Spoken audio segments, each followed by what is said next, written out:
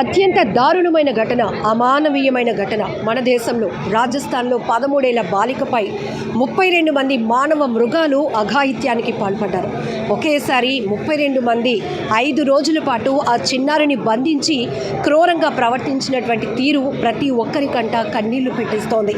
ఎన్ని చట్టాలు వచ్చినా ఇట్లాంటి వాళ్ళకి ఏ రకమైన శిక్షలు అమలైతే మిగతా ఇంకే ప్రాంతంలో కూడా ఇలాంటి దారుణ ఘటనలు జరగకుండా ఉంటాయి. మనమైతే ప్రస్తుతం స్టూడెంట్స్తో మాట్లాడిద్దాం. వాళ్ళు ఏమనుకుంటున్నారు ఈ ఘటన గురించి. సో వాళ్ళు ఏం మాట్లాడినా కూడా ఎలాంటి ఎడిటింగ్ లేకుండా కూడా టెలికాస్ట్ చేసే ప్రయత్నం సుమన్ టీవీ చేస్తోంది. సో మీరు కూడా మమ్మల్ని అప్రోచ్ కాలేకపోవచ్చు, కానీ ఇలాంటి దారుణ ఘటనలు ఆగాలి అంటే, మళ్ళీ పునరావృతం కాకుండా ఉండాలంటే మీరేమనుకుంటున్నారో కూడా కామెంట్ బాక్స్లో మెన్షన్ చేయండి. ప్రజెంట్ మనం విశాఖలోని నారాయణ కాలేజ్ స్టూడెంట్స్ ఉన్నారు, వాళ్ళతో ఒకసారి మాట్లాడదాం. మా ఈ ఇష్యూ చూసారు కదా, ఏం తెలుసు ఈ ఘటన గురించి? అలాగ ఒక చిన్నపిల్లని చేయడం అనేది తప్పు. ఆ ఆటో డ్రైవర్ని ఫస్ట్ పట్టుకొని లోపలేయాలి. ఇంకా ఇలాంటి ఘటనలు చాలా జరుగుతున్నాయి, అలాంటివి ఆపాలి. కొత్త చట్టం ఒకటి రావాలి. ఎప్పుడు 2 రోజులు అయితే మళ్ళీ 3వ రోజుకి మర్చిపోతున్నారు. అలాంటివి ఏటి అవ్వకుండా ఆ పాపకి వెంటనే న్యాయం జరిగేలాగా చేయాలని పోలీసులకి కోరుకుంటున్నాం.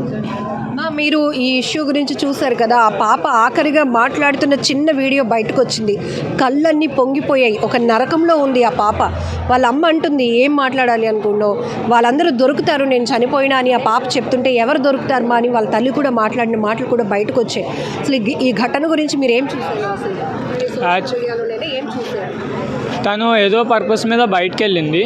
సో ఇంటికి వెళ్దామని చెప్పి ఆటో బుక్ చేసుకుంది. బట్ వెళ్ళే రూట్ కాకుండా ఆ ఆటో అతను ఓయో రూమ్ వైపు అలా తీసుకెళ్ళాడు. అక్కడ అతను ఒక్కడే కాదు, మళ్ళీ వాళ్ళ ఫ్రెండ్స్ వాళ్ళందరూ వచ్చి దగ్గర 30 నుంచి 32 మంది వరకు ఆ అమ్మాయిని మిస్యూజ్ చేశారు. సో ఇది కామన్గానే చూస్తున్నాం, ఈ మధ్యనే జరుగుతుంది. అదే పోలీసు వారు సీరియస్గా యాక్షన్ తీసుకుంటే, అసలు అబ్బాయి అనేవాడు అమ్మాయిని బ్యాడ్గా చూడడానికి కూడా భయపడాలి. అలా యాక్షన్ తీసుకోవాలి పోలీసులు. సో ఇట్లాంటి విషయాలు జరిగినప్పుడు, ఇలాంటి దారుణ ఘటనలు జరిగినప్పుడు అధికారులు, విచారణ కమిటీలు ఇవన్నీ మాట్లాడి టైం లాగ్ అవుతుంది. బట్ మీరు స్పాట్లో ఉండాలి. ఇలాంటి వాటిలో ఇంకొకటి ఇలాంటి తప్పు చేయాలంటేనే భయపడాలి అంటే కనుక ఎలాంటి చట్టాలు ఇంప్లిమెంటేషన్ అవ్వాలని మీరు అనుకుంటున్నారు? మీ పర్సనల్ ఒపీనియన్? లైక్ ఎన్కౌంటర్ అలా చేస్తే కనీసం భయపడతారు. ఇప్పుడు ఏం చేస్తున్నారు, జైల్లో పెడుతున్నారు, లేదంటే ఏదో పనిష్ చేసి వదిలేస్తున్నారు. కానీ వాళ్ళకి అది కామన్ అయిపోయింది. ఇంకా మళ్ళీ లోపలికి వెళ్ళడం బయటికి రావడం, లోపలికి వెళ్ళడం బయటికి వెళ్ళడం కామన్ అయిపోయింది. అదే ఒక ఎన్కౌంటర్ లాంటివి అలా ట్రై చేస్తే నెక్స్ట్ నుంచి ఒక బ్యాడ్గా చూడడానికి కూడా భయపడాలి. అలా చేయాలి. చిన్న ఇది ఎక్కడో రాజస్థాన్లో జరిగింది. 13 ఏళ్ళ అమ్మాయి. ఆ అమ్మాయి మనకు సంబంధం లేదు అని కాకుండా మన చుట్టూ ఉండే ఒక అమ్మాయి, కానీ ఒక అమ్మాయి మన దేశంలో, అది ఏ ప్రాంతం వాళ్ళైనా కావచ్చు, ఒక అమ్మాయి 13 ఏళ్ళ అమ్మాయి అంటే చక్కగా చదువు మీద ఫోకస్ చేయాల్సిన ఏజ్లో ఇంత నరకాన్ని చూసింది పాప. ఇది ఓన్లీ రాజస్థాన్ అనే కాదు, చాలా ఏరియాలో చూసాం. ఇక్కడ వైజాగ్లో మొన్న వైజాగ్లో జరిగింది. వాళ్ళు క్రిమినల్స్ని జైల్లో వేస్తారు, బయలు మీద బయటకు వస్తున్నారు. ఎన్కౌంటర్ కానీ వాళ్ళని ఏదో చేసి వాళ్ళు చంపేయాలి. వాళ్ళని ఆ శిక్ష, వాళ్ళు జైలుకి వెళ్తారు, వస్తారు. ఏముంది ఇందులోనే? వాళ్ళకి మాత్రం గట్టి శిక్ష జరగాలి. పోలీసులు వెంటనే యాక్షన్ తీసుకోవాలి. గవర్నమెంట్ కూడా గట్టి యాక్షన్ అనేది తీసుకోవాలి. గవర్నమెంట్ కూడా గవర్నమెంట్ తప్పు కూడా ఉంది. ఇటువంటి వాటి మీద గవర్నమెంట్ అనేది ఫస్ట్ యాక్షన్ తీసుకోవాలి. ఎక్కడ యాక్షన్ తీసుకుంటున్నారు? చాలా యాక్షన్ అనేది చాలా దారుణం. ఇది ఇటువంటి చిన్నపిల్లలు చాలామంది అవుతున్నాయి. ఇటువంటి రేప్ అటెంప్ట్లు, రేప్ చేసి చంపేయడాలు, మైనర్స్ని, మేజర్స్ని అందరినీ, ఏ అమ్మాయిని తిరగడానికి చాలా కష్టంగా ఉంది. రాత్రి ఒక అమ్మాయి బయటికి వెళ్ళాలంటే ఎలా, ఎన్నిసార్లు ఫ్యామిలీ ఎంతమంది ఆలోచిస్తారు? దీని మీద గట్టి యాక్షన్ అనేది గవర్నమెంట్ తీసుకోవాలనుకుంటున్నాం. మీరు చెప్పండి, ఒక 13 ఏళ్ళ అమ్మాయి పైన అంటే ఇట్లాంటి దారుణమైనటువంటి ఘటన, అసలు మీరేమనుకుంటున్నారు? గట్టిగా శిక్షించాలి అందరినీ. ఇప్పుడు అరబ్ కంట్రీస్, దుబాయ్, యూఏఈ అటు సైడ్ కంట్రీస్లో ఇలాంటివి జరగవు అసలు. కానీ ఇండియాలో జరుగుతున్నాయంటే ఇక్కడ కూడా సీరియస్ యాక్షన్ తీసుకోవాలి. అటు సైడ్ ఎలాంటి యాక్షన్స్ తీసుకుంటున్నారు అని సీరియస్ యాక్షన్ తీసుకుంటే ఎవరు ఆ తప్పు చేయడానికి భయపడతారు. 1 నిమిషం యాక్షన్ తీసుకుంటే 1 నిమిషంలోనే ఉంటుంది, మరో నిమిషానికి మళ్ళీ జరుగుతూనే ఉంటాయి. ఈ యాక్షన్ అనేది కంటిన్యూస్గా తీసుకోవాలి, అందరికీ పర్మనెంట్ చేయాలి. వేరే కంట్రీస్ని చూసి నేర్చుకోవాలని మన వ్యవస్థకి చెప్పాలనుకుంటున్నాం. అంటే ఇలాంటి ఇష్యూస్ జరిగినప్పుడు, ఇలాంటి దారుణాలు జరిగినప్పుడు బయటకు ఎలా అయితే వార్త వస్తుందో, ఈ దారుణానికి పాల్పడిన క్రూర మృగాలు కూడా ఎంత కఠినమైన శిక్ష అనుభవిస్తున్నారనే విషయం కూడా అంతే పబ్లిసిటీ చేయాలంటారా? చేయాలి. అప్పుడే ఇంకోళ్ళకి తెలుస్తుంది ఇలా చేయకూడదు, చేస్తే కాన్సిక్వెన్సెస్ ఎలాగ ఉంటాయి అనేది తెలుసుకోవాలి. నాలెడ్జ్ అనేది స్ప్రెడ్ చేస్తే కదా తెలుస్తుంది. గతంలో కూడా ఇలాంటి కేసులు చాలా చూసాం, దిశ చట్టాలు కూడా జరిగాయి. కానీ ఇది మన దేశంలోనే మళ్ళొక ఘటన జరగటం అనేది, ఇది మీరు ఫస్ట్ యూట్యూబ్లో కానీ సోషల్ మీడియాలో చూసినప్పుడు ఏమనుకున్నారు?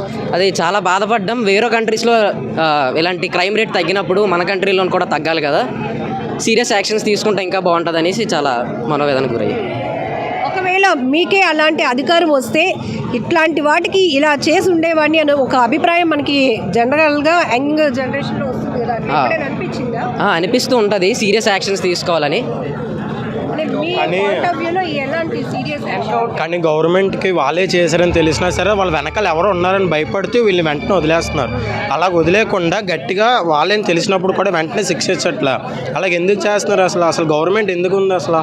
ఇలాంటి యాక్ట్స్ ఇలాంటి చట్టాలన్నీ వచ్చినప్పుడే వాళ్ళు వచ్చాయి, కానీ వాళ్ళ మీద ప్రొసీడ్ చేయట్లేదు అసలు. అలాగే చాలా ముందుసార్లు కూడా అయ్యాయి. ముందు ఒక డాక్టర్కి అయినప్పుడు కూడా వెంటనే యాక్షన్ తీసుకున్నారు, అతను ఎన్కౌంటర్ చేస్తారు. అలాగే వీళ్ళని కూడా చెయ్యాలి. చేసినప్పుడు కూడా అప్పుడే కదా వేరే వాళ్ళకి కూడా భయం అనేది వస్తుంది. అలాగా ఇప్పుడు ఆల్రెడీ సోషల్ మీడియాలో ఒక వీడియో ట్రోల్ అవుతుంది. ఈ అమ్మాయి పైన అఘాయిత్యం చేసిన వాళ్ళనే నడి రోడ్డు పైన తాడులతో కట్టి పోలీసులు తీసుకెళ్తున్నారు. బట్ ఆ వీడియో ఈ వీడియో రిలేటెడ్ కాదు, అదంతా ఇప్పుడు ఏఐ కూడా వస్తుంది కదా, అలాగే చేసి సోషల్ మీడియాలో అలా స్ప్రెడ్ చేస్తున్నారు. అది వాళ్ళు చేసినప్పుడు కూడా వాళ్ళు దొరకట్లేదు అసలు. వీళ్ళని వీడియోలు కూడా బయటకు వచ్చాయి, కాకపోతే పోలీసులు అందరూ గవర్నమెంట్ కూడా వాళ్ళని శిక్షించట్లేదు అసలు. ఇప్పుడు అందరినీ ఈ 32 మందిలో ఇప్పటికి 18 మందిని మాత్రమే పోలీసులు పట్టుకున్నారు, మిగతా వాళ్ళు ఇంకా దొరకలేదు. అందరినీ కలిపి ఎలా అంటే సొసైటీలో వాళ్ళని ఎలా శిక్షించాలి? ఎలా అంటే మొత్తం పబ్లిక్ అందరిని ఒక దగ్గర పెట్టి వాళ్ళ ముందే వీళ్ళు ఉరి తీయాలి అసలు. అప్పుడే వీళ్ళు రేపు కూడా ఇంకొకరు అనేవారు భయపడేలాగా ఉంటుంది. ఆ తర్వాత కూడా మన అమ్మాయిలు మన ఇంట్లో వాళ్ళు, ఇప్పుడు మన ఇంట్లో కూడా అమ్మాయిలు ఉంటారు, వాళ్ళు కూడా బయటికి వెళ్ళాలంటే ఎవరో ఒకరిని తోడు తీసుకొని వెళ్తున్నారు అసలు. అలాగ ఉండకూడదు అసలు బయట సమాజం. దాని తర్వాత ఒక అమ్మాయి బయటికి వెళ్ళాలంటే మినిమం భయం ఉండకూడదు, ఒక అబ్బాయి కూడా తప్పుగా చూడకూడదు. అలాగా అది అవుతుంది. ఇప్పుడే 32 మంది ఉన్నారా, వీళ్ళు 32 మందిని కూడా మీడియా వీళ్ళందరినీ పెట్టి గట్టిగా వీడియో సోషల్ మీడియాలో అంతా స్ప్రెడ్ చేయాలి. వీళ్ళని ఎలాగో పబ్లిక్లో ఉరి తీయాలి అసలు. వీళ్ళని అలా చేసినందుకు చూసినప్పుడు కూడా వేరే వాళ్ళకి చెయ్యాలని ఆలోచన కూడా రాదు ఫస్ట్. ఆ తర్వాత వాళ్ళకి భయపడుతుంది, తర్వాత అమ్మాయిలు కూడా ఫ్రీగా తిరుగుతారు. అసలు ఈ చట్టాలు కూడా వచ్చినా వేస్టే, డైరెక్ట్ చెప్పేస్తున్నాను, వచ్చినా వేస్టే చట్టాలు ఇవన్నీ. ఇప్పుడు ఏదోటి చేసారు అనుకో, మేము కాల్ మాకు తెలుసు, వెంటనే వీడి మీద యాక్షన్ తీసుకున్నాం. అలా బయట గవర్నమెంట్ కూడా తీసుకోవట్లే అసలు, వదిలేస్తుంది. ఈరోజు వెళ్తారు, రేపు వచ్చేస్తారని నమ్మకం వస్తుంది వాళ్ళకి. చేత ఏటి ఉంది, డబ్బు ఉంది, వచ్చేస్తాం, మళ్ళీ మేము డబ్బులు ఇచ్చి వచ్చేస్తాం, ఇలాంటివి ఎన్నో వచ్చేస్తాం అని వాళ్ళ మైండ్లో గట్టిగా ఫిక్స్ అయిపోయారు వాళ్ళు. అది అది ఫిక్స్ అయింది తీసేయాలి ఫస్ట్. గవర్నమెంట్ కూడా గట్టిగా యాక్షన్ తీసుకోవాలి అంతనే. ఎస్, ఇంకా మీరు ఎవరైనా ఈ ఇష్యూ గురించి చూసి ఇలా రియాక్ట్ అవ్వాలి, ఇట్లాంటి చట్టాలు రావాలి అని మీకు ఎవరికైనా అనిపించి ఉన్నా కూడా ఇమీడియట్గా మీరు కామెంట్ బాక్స్లో మెన్షన్ చేయండి. ఖచ్చితంగా ప్రజాభిప్రాయాలను తీసుకుంటున్నాం. ఎందుకంటే ఎంత దారుణమైన ఘటన అంటే 13 ఏళ్ళ అమ్మాయి 8th క్లాస్ చదువుతున్నటువంటి ఒక అమ్మాయిని నిర్బంధించి ఆమె నోరు నొక్కేసే ప్రయత్నంలో ఆమెకు మద్యాన్ని తాగించి వాళ్ళు కూడా మద్యం తీసుకొని అమ్మాయి పైన అంత క్రూరంగా ప్రవర్తించారంటే అది ఇంకా ఏ రకమైన నరకము దాన్ని చెప్పడానికి కూడా మనకి మాటలు సరిపోవు. మేడం, ఈ ఘటనలు చూశారు కదా, అసలు ఒక ఉమెన్గా ఏమనుకున్నారు? మేడం, తను స్కూల్కి అని వెళ్ళే పిల్ల మీద తనకి ఆ ఒపీనియన్ ఎలాగొచ్చిందో తెలియట్లేదు. ఫస్ట్ వాడికి ఒక పిల్ల ఉంటుందా, వాడికి మ్యారేజ్ అయ్యే పాప ఉంటుంది కదా, అటువంటిది ఆడు కూతురు అనుకోవచ్చు కదా. ఆ టైంలో వాడికి అసలు వాడు కాక మళ్ళీ లాడ్జ్లు తీసుకెళ్ళి వాడిని తను అప్పచెప్పి ఇంకొక లాడ్జ్లకి కొన్నిట్లకి ఫోన్ చేసి వాడికి అంత ధైర్యం ఎలాగొచ్చిందంటారు చెప్పండి. దీని మీద ప్రభుత్వం సీరియస్గా తీసుకుంది అనుకోండి, ఇంకొకడు భయపడతాడు ఫస్ట్. ఎందుకంటే ఈరోజు వెళ్తున్నారు, రేపు వచ్చేస్తున్నారు అన్న నమ్మకం మీద చాలా తప్పులు జరుగుతున్నాయి వైజాగ్లో. తన మీద తను ఎంత నరకం అనుభవించి ఉంటుంది. యాజ్ అ పేరెంట్గా, నేను ఒక మదర్గా, 13 ఏళ్ళు పాపండి, చిన్న పిల్ల తను. ఆ పిల్లని ఆడు ఎలాగా కామంతో ఎలా చూసాడో అర్థం కావట్లా. చూడగా కొంతమందికి అదేదో పబ్లిక్ సర్వెంట్ లాగా మళ్ళీ తనకి ఇచ్చి ఇంకొకరు చెప్పి అది చాలా టూ మచ్. ఈ ప్రభుత్వం ఏంటంటే తన దృష్టికి వెళ్ళినా కూడా వెంటనే మళ్ళీ మరుసటి రోజు మామూలే.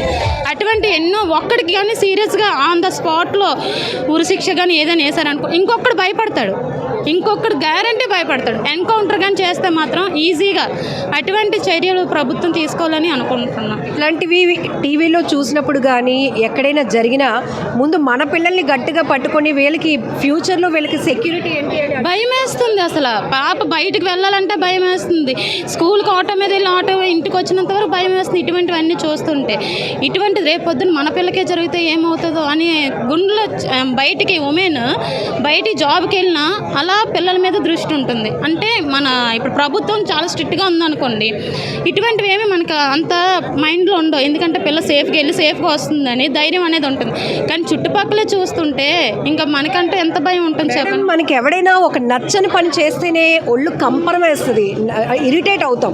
అట్లాంటిది అసలు అదేంటో కూడా తెలియలేనటువంటి ఒక పసిపిల్ల 8th క్లాస్ స్కూల్కి వెళ్ళాల్సినటువంటి పిల్ల, అమ్మల సమక్షంలో నాన్న సమక్షంలో ఉండాల్సిన పిల్ల ఒక్కసారిగా 32 మంది 5 రోజుల పాటు బంధించేసి చెప్పుకోవడానికి కూడా ఎవరు లేనటువంటి నరకంలోనికి తీసుకెళ్ళిపోయారు. అందులో 14 మెంబర్స్ దొరికారని ఇన్ఫర్మేషన్ అయితే వచ్చింది. 18 రిమైనింగ్ వాళ్ళు కూడా ఆన్ ద స్పాట్లో దొరికి వాళ్ళని వెంటనే వాళ్ళ మీద చర్య తీసుకోవాలని కోరుకుంటున్నాం మేడం. శిక్ష పడాలనుకుంటున్నారు. వాళ్ళకి ఉన్న చట్టాలు సరిపోతాయి అనుకుంటున్నారు. సరిపో మేడం, ఆన్ ద స్పాట్లో వాళ్ళని ఎంకౌంటర్ చేయాలి మేడం. ఏదో ఒకటి శిక్షలకి పర్మనెంట్గా వేస్తేనే కానీ ఇంకో ఇప్పుడు 30 మంది ఇంకో 30 మంది వీళ్ళు చూసి తయారవ్వడానికి ఇదేముంది, వాళ్ళని తీసుకోవచ్చు కదా ఇన్స్పిరేషన్. అదే మనం ఏదైనా శిక్ష అనేది వేసాం అనుకోండి, చూసి ఇంకో 30 మంది కాదు 100 మంది భయపడాలి. అలాగ ఉండాలి శిక్ష అనేది. సో ఇప్పటికీ ఆ 13 ఏళ్ల చిట్టి తల్లికి జరిగినటువంటి ఘోరమైన అన్యాయం గురించి సోషల్ మీడియా వేదికగా పెద్ద చర్చే నడుస్తోంది.